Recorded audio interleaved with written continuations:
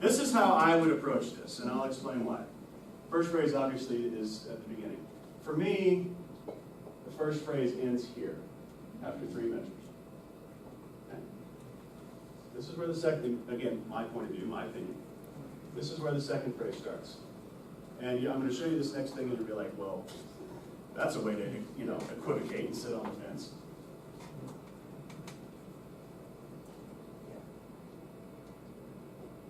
So for me, I recognize, and this is why I'm showing this little symbol here, I recognize something is happening here, but I am personally not musically convinced that it's the end of a musical idea. But I recognize there's something that could be happening there. But for me, this phrase ends here. And then the third phrase, like that. Now let's listen to this one more time and see if you agree or disagree with what I had to say. Again, I don't care. Because honestly, the most important thing is that when you evaluate this, you make the decision. And you have a rationale for this is why I think it should be this way. Oh, that was right.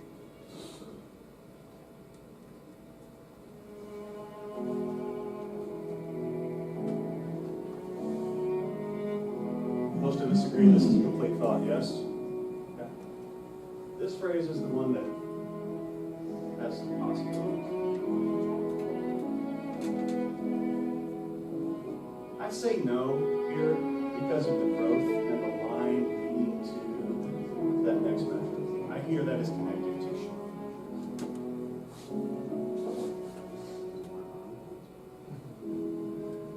And also, half note, half note, half note. That to me is another reason why. And you'll say, well, wait a second, there's a half note there. Yes, there is, but you'll notice there's not the, vertical alignment of the half notes like there are in the other two spots. Okay? Now that little example, that's the kind of decision making that I hope that you'll do when you're thinking about the form of a piece. Because this informs where we're going to breathe, this informs the shape, this informs a lot of different musical decisions that we're going to make with our students if we simply have a conviction about this is the form, this is the phrase structure. Does that make sense? Yeah, I would still argue though, and that's fine, I welcome year that. 2 plus 3, that eighth note and that quarter note, sometimes the passing tone is just a passing tone. That's absolutely right. That's absolutely right. And on the other hand, would you take a breath there? If you would not take a breath there, then I think that, in my opinion, maybe shifts it a little towards having it be one phrase. Yeah. Obviously, with the celloist, you don't have to worry about that. And it may be an asymmetrical, just not right on the bar line. Because for the Exactly. So this next step.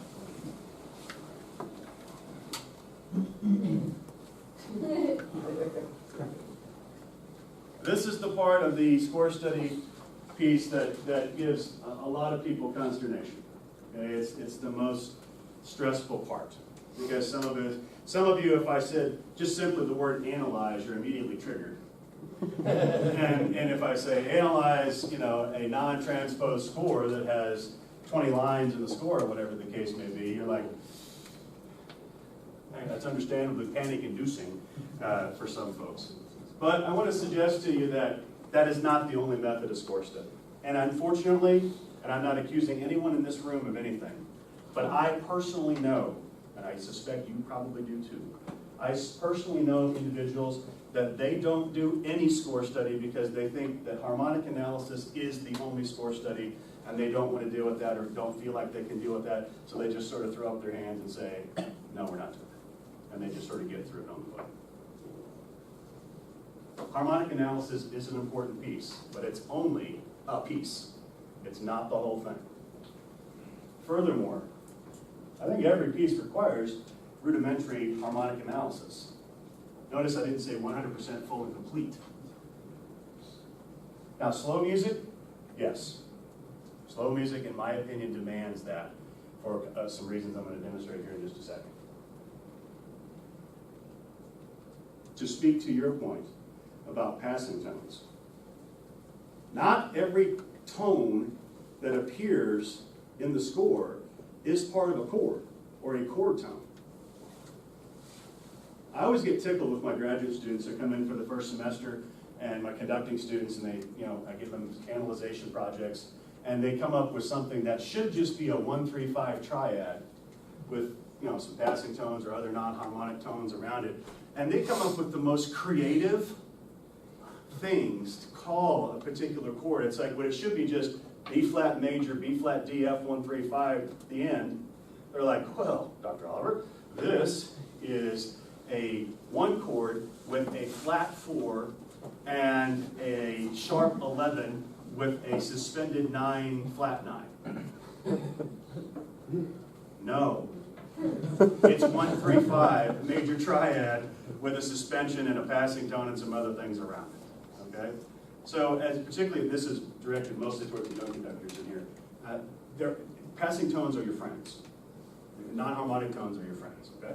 Things like suspensions, appoggiaturas, escape tones. Those things, all those things you learned about in theory, they're not just confined to the theory class. When you're in the score study process, you're going to be using those things. Now, here's a couple of applications. And I know Professor Seifert is an aficionado about marches. He probably knows more about marches than any 3 people I know put together. And I say that as a compliment. And in a Sousa march, in most Sousa marches, in the second strain of a Sousa march, this is where this is often found. There's often a very colorful, decorative piece of harmony that people, from my point of view, often overlook. Whether that be an augmented 6th chord, see, some of you got triggered again as soon as I said that. But whether it's German 6, French 6, Italian 6, whatever, or secondary dominance, there's almost always in a Sousa march near the end of the second strain a color chord that most people overwork and over massage because they cover it up with big bass drum and cymbals usually. And some editions, to be fair, are written like that. But if they would just take that out and let the harmony do the work, oh, wow, that's very colorful. That's why Sousa or whomever wrote that, was to let that harmonic content have some particular effect as opposed to letting it be covered. So that's the reason why Sousa marches, doing the harmonic analysis of that, can help you unlock some of the colors of that march. Here's the other thing that's practical, very practical. Right here. When you're dealing with intonation, if you know where the unisons, octaves, and fifths are, I would say that's probably 80 or 85% of all the intonation errors that you're going to find in your ensembles. Think about that for a second. If we could tune unisons, octaves, and fifths, how much better would our band sound? Just those 3 notes. Just those 3 notes. And by doing that harmonic analysis, that helps us with that. Let's take this one step further. And I don't want to get into the weeds here in terms of just intonation and equal temperament tuning and all that sort of stuff. But when we're dealing with just intonation, and you're finding major chords, when you see the 3rd of that major chord, if your students are trying to stop the needle on the tuner, or whatever device that they're using, and they'll see, oh, I'm in tune. The tuner says so. But yet you put it in context, and they have to lower that pitch by 14 cents to get it to ring true, to get to have the beatless tuning. If you don't do your score study, you may not know that. You might hear it, but how much faster and efficient would be if you knew immediately a priori, da-da-da-da-da, you all have the 3rd of this chord, make sure you do that. Minor chord, opposite, 16 cents, the other way. And this is the one that really trips up a lot of people when you're dealing with a 5-7 chord. The 7th of that chord has to go down 31 cents. That's a lot. That's a lot. To get that to ring true, to get it to sound in tune, just imagine if you had a glorious moment that ended on a half cadence with a 5-7 chord. And if you're not treating the 7th of that chord the way it needs to be treated, but humoring it down quite a bit, it's not going to ever be in tune. You can look at the needle all you want, but it's not ever going to sound in tune. Articulation and timbre. This is step 5. This is the beginning of your interpretation. Up until this point, you're pretty much trying to discover what the composer has written and discover what the composer is trying to tell us. But now, you get to have some input on the process. This one. How should things start? Whether that be notes or phrases. Think articulation syllables. The articulation syllables that I've always used for many, many years. Capital T tongue, lowercase t. Capital D, lowercase d, or legato. Those have always worked for me. And you can use specific things also like staccato, marcato, other words as well. But the point being, how do they begin? Because it may not say so in the score. And you have to make the decision as to, this is the shape that I want from the sound at the beginning of a note or phrase. Conversely, we as band directors, and I say this macro, we as music educators and band directors do a very good job of initiating things, of starting together. We don't do as good of a job in terms of figuring out where things end, or more importantly, how should they end? Where exactly is the release? How does the release end? What's the shape of that release? Those are all decisions that are not most likely in the score. And you'll have to decide how to deal with them. And also, mutes and mallets. It may just say muted. It may not say what kind of mute. You have to decide what kind of mute. From a percussion standpoint, it may just say sticks, or rubber, or yarn. It may not say anything specific. It may just be a general comment. So you have to decide which one. So let's go back to the Persiceti for a moment. This is from the 6th movement. This is again from the condensed score. This is exactly the way the condensed score looks at the beginning of that 6th movement. You can see the question there.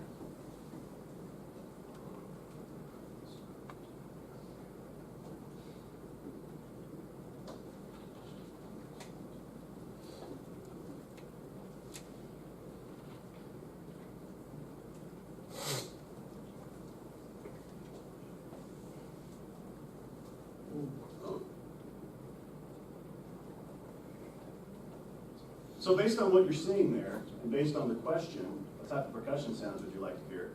How would you answer that? I said the wood one would be the one that you want to hear the most, but and the next one you would want to hear is the timpani. Okay. So I appreciate the fact that you're approaching this from a balance standpoint. Now let's go one step before that though. How big should the wood block be?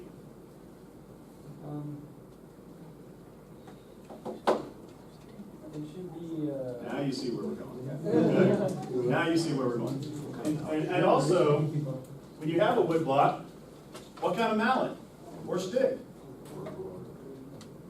Bass drum. What kind of mallet? Or, look at this for a second. The way that this is edited, should the bass drum ring or not? The way it's edited, you would think no, because it doesn't have the laissez vibrer or the slur that says let it ring over that. It doesn't, it has rests. Okay, mallets on the timpani. What kind of mallets? Doesn't say. You have to choose. Now, pause. You might be in a situation where you only have a wood block. You might be in a situation where you're fortunate that the bass drum mallet is found on any given day. Right. Okay? So I say that this is an ideal sort of thing in the sense of if you do have choices, then you have to make those choices. If you don't, then you go with what you have. But if you do get to make some decisions, then by all means, make those decisions. But this is an example of making the decision in your interpretation in this particular piece. So, how do we put all this together? Synthesis. I've said this a couple of different ways, and hopefully I'll say it a little bit more emphatically. One of the most important things that we can do as conductors / music educators is to make decisions. And not just, these are the marching contests we're going to go to this year. I'm talking about musical decisions in terms of This is what I want the music to happen, or how I want it to happen, or how I want it to unfold. And let me also say, because there's an infinite distance between 0 and 1, you don't have to, before you ever step in front of the ensemble, have 100% of the decisions made 100% of the time such that they'll never change. That's not true. We all get in front of the ensembles with our colleagues, collaborators, live human beings. We're like, I thought beforehand that maybe I'd want to do it this way. After hearing it live with the students, or maybe say, no, let's go the other way. Let's try this instead. You're still making a decision. That's the important piece. As opposed to whatever they give me, I'll take it. Okay, so making the decision.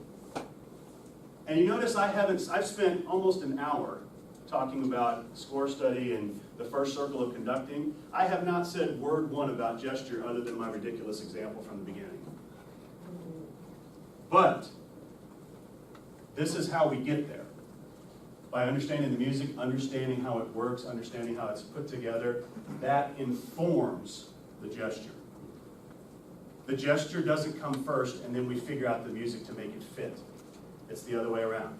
We understand the music, we understand hopefully what the composer is trying to tell us, and that informs what we're trying to show through gestural content with the ensemble. Does that make sense? There is no chicken or the egg argument here.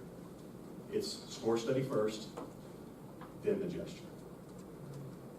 Okay? Questions about anything? I know that's a lot of information. Actually, I'm getting ahead of myself. It's all right, one more thing.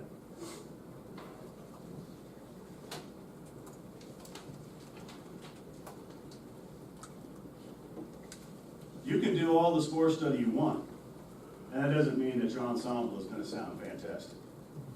Because as we talked about in the other circles, there's other things to consider. On the other hand,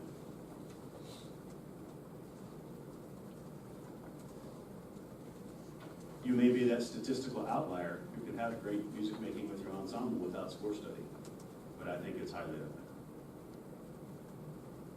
Score study is going to help make your music making great. Now, questions?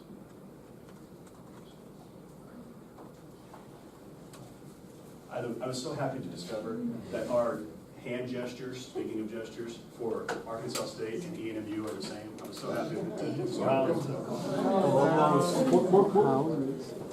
Questions about any of that? I know that's a lot of information to digest, and that's only the first circle. We got 2 more to go. Happy to entertain any questions about anything.